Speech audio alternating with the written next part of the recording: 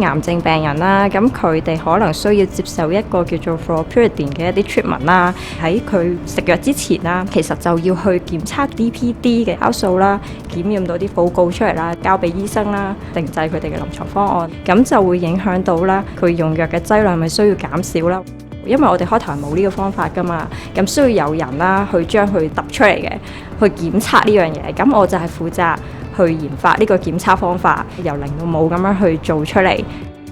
第二度係買唔到嘅，係要自己揼嘅，即係話呢，你買間屋同埋自己起間屋呢係兩回事嚟嘅。咁我諗要對機器啊好熟悉啊，同埋本身呢有相應嘅科學知識啊技能，最重要呢真係運用到出嚟呢，咁先到最尾呢係對病人呢有 benefit 嘅。